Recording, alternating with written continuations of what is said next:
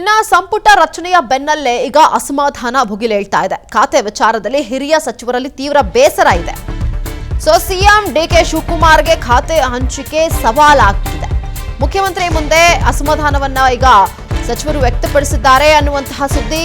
ನಿರ್ದಿಷ್ಟ ಖಾತೆ ಸಿಗದ ಸಾಧ್ಯತೆಯ ನಡುವೆ ಸಾಕಷ್ಟು ಮಂದಿ ಬೇಸರವನ್ನು ವ್ಯಕ್ತಪಡಿಸ್ತಾ ಇದ್ದಾರೆ. ಇದ್ದ ಖಾತೆಯನ್ನೇ ಮುಂದುವರಿಸುವಂತಹ ಬೇಡಿಕೆಯನ್ನ ಮತ್ತೊಬ್ರು ಇಡ್ತಾ ಇದ್ದಾರೆ. ನೋಡಿ, ಒಬ್ರು ಅಸಮಾಧಾನ ವ್ಯಕ್ತಪಡಿಸ್ತಾ ಇದ್ದಾರೆ. ಮತ್ತೊಂದು ಕಡೆ ಎಲ್ಲಿ ಈ ಹಿಂದೆ ಇತ್ತಲ್ಲ ಮಾಜಿ ಸಿಎಂ ಸಿದ್ದರಾಮಯ್ಯ ಅವರ ಸಂಪುಟದಲ್ಲಿ ಇದ್ರಲ್ಲ, ಆ ಖಾತೆನಲ್ಲಿ ಇದ್ದಂತಹ ಸಚಿವರುಗಳು ಅದೇ ಖಾತೆಯನ್ನ ನಮಗೆ ಕೊಡಿ ಮತ್ತೆ ಅನ್ನುವಂತಹ ಡಿಮ್ಯಾಂಡ್ಸ್ ಅನ್ನ ಕೂಡ ಇಡ್ತಿದ್ದಾರೆ. ಬೇರೆ ಇನ್ಯಾವುದೋ ಸಿಗೋದಕ್ಕಿನ್ನ ಇದ್ದಂತಹ ಖಾತೆಯನ್ನೇ ಮುಂದುವರಿಸಿಕೊಂಡು ಹೋಗುವಂತಹ ಪ್ರಯತ್ನಕ್ಕೆ ಕೆಲವರು ಡಿಮ್ಯಾಂಡ್ಸ್ ಅನ್ನ ಇಡ್ತಾ ಇರುವಂಥದ್ದು. ಸಂಪುಟ ರಚನೆಯ ಬೆನ್ನಲ್ಲೇ ಇವಾಗ ಯಾವ ಪೋರ್ಟ್ಫೋಲಿಯೋನ ಯಾರ್ಯಾರಿಗೆ ಕೊಡಬೇಕು ಅನ್ನುವಂಥದ್ದು ಈಗ ದೊಡ್ಡ ಮಟ್ಟದ ಚರ್ಚೆಗೆ ಗ್ರಾಸ ಆಗ್ತಾ ಇದೆ. ಮುಂದೆ ಇರುವಂತಹ ಸವಾಲು ಕೂಡ ಡಿಕೆ ಶಿವಕುಮಾರ್ ಅವರಿಗೆ. ಈಗ ಇದ್ದಂತಹ ಸಚಿವರು, ಹಿಂದೆ ಇದ್ದಂತಹ ಸಚಿವರುಗಳು ಹಿಂದೆ ಕೊಟ್ಟಂತಹ ಖಾತೆಯನ್ನೇ ನಮಗೆ ವಾಪಸ್ ಕೊಡಿ, ಅದನ್ನೇ ಮುಂದುವರಿಸ್ಕೊಂಡು ಹೋಗ್ತೀವಿ ಅಂತ ಹೇಳ್ತಿದ್ದಾರೆ. ಇನ್ನ ಕೆಲವರು ಯಾವ್ದು ಕೊಡ್ತಾರೋ ಅನ್ನುವಂತಹ ಆತಂಕದಲ್ಲಿ ಕೆಲವರು ಇದ್ದಾರೆ.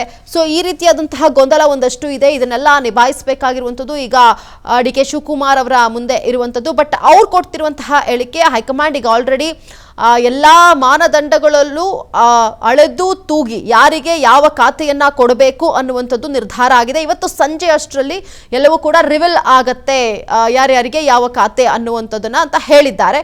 ಇವತ್ತು ಸಂಜೆ ಗೊತ್ತಾಗುತ್ತೆ ಯಾರಿಗೆ ಯಾವ ಖಾತೆ ಅಂತ ಹೇಳಿ. ಅವ್ರು ಡಿಮ್ಯಾಂಡ್ ಮಾಡಿದಂಥದ್ದು ಯಾವ ಖಾತೆ ಅಥವಾ ಸಿಕ್ಕಿರುವಂಥದ್ದು. ಯಾಕಂದ್ರೆ ಹೈಕಮಾಂಡ್ ಎಲ್ಲ ಅಳೆದು ತೂಗಿಯೇ ಮುಂದಿನ ಒಂದು ಚುನಾವಣೆಯನ್ನ ಗಮನದಲ್ಲಿ ಇಟ್ಕೊಂಡು ಎಲ್ಲ ಸಮುದಾಯವಾರು ಇರಬಹುದು, ಜಾತಿವಾರು ಇರಬಹುದು, ಮತ್ತೆ ಪ್ರಾಂತ್ಯವಾರು, ಇದೆಲ್ಲವನ್ನ ಗಮನದಲ್ಲಿ ಇಟ್ಕೊಂಡು, ಹಿರಿತನ ಎಲ್ಲವನ್ನ ಗಮನದಲ್ಲೇ ಇಟ್ಕೊಂಡು ಈ ಒಂದು ಖಾತೆ ಹಂಚಿಕೆ ಮಾಡುವಂತಹ ಸಾಧ್ಯತೆ ಇದೆ. ಈಗ ಫಸ್ಟ್ ಲಿಸ್ಟ್ ಅಲ್ಲಿ ನಾವು ಗಮನಿಸಿದ್ದೀವಿ, ಸಿದ್ದರಾಮಯ್ಯ ಅವರ ಆಪ್ತ ಬಣಕ್ಕೆ ಹೆಚ್ಚಿನ ಅವಕಾಶವನ್ನ ಮಾಡಿಕೊಟ್ಟಿರುವಂಥದ್ದು. ಇನ್ನ ನೆಕ್ಸ್ಟ್ ಡಿಕೆ ಶಿವಕುಮಾರ್ ಅವರ ಬಣದಲ್ಲಿ ಗುರುತಿಸಿಕೊಂಡಂತವ್ರು. ಯಾಕಂದ್ರೆ ಈಗ ರಾಹುಲ್ ಗಾಂಧಿ ಅವರಿಗೆ ಆಲ್ರೆಡಿ ಹೇಳಿದ ಹಾಗೆ ಈ ಬಾರಿ ಸಂಪುಟದಲ್ಲಿ ಹೊಸಬರಿಗೆ ಅವಕಾಶವನ್ನ ಮಾಡಿಕೊಡೋಣ ಅಂತ ಹೇಳಿ. ಹಾಗಾಗಿ 15ರಿಂದ 16 ಜನರ ಹೆಸರು ಕೂಡ ಕೇಳಿ ಬರ್ತಿತ್ತು ಹೊಸಬರಿಗೆ.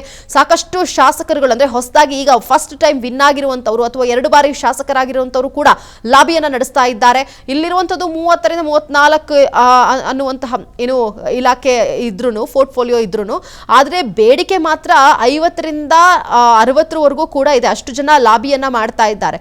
ಬಟ್ ಅವರೆಲ್ಲರಿಗೂ ಸಮಾಧಾನ ಪಡಿಸಿ ಯಾರು ಇಂಪಾರ್ಟೆಂಟ್ ಅಥವಾ ಯಾವ ಆಧಾರದ ಮೇಲೆ ಈ ಒಂದು ಖಾತೆಗಳನ್ನ ಹಂಚಿಕೆ ಮಾಡ್ತಾರೆ ಅನ್ನುವಂಥದ್ದು ಒಂದು ಕಡೆ ಕುತೂಹಲ. ಇದು ಫಸ್ಟ್ ಲಿಸ್ಟ್ ಅಲ್ಲೇ ಇಷ್ಟೆಲ್ಲ ಗೊಂದಲಗಳು, ಜೊತೆಗೆ ಸೆಕೆಂಡ್ ಲಿಸ್ಟ್ ಅಲ್ಲಿ ಇನ್ಯಾರೆಲ್ಲ ಇರಬಹುದು ಅನ್ನುವಂತಹ ಕುತೂಹಲಕ್ಕೂ ಕೂಡ ಕಾರಣ ಆಗ್ತಾ ಇದೆ.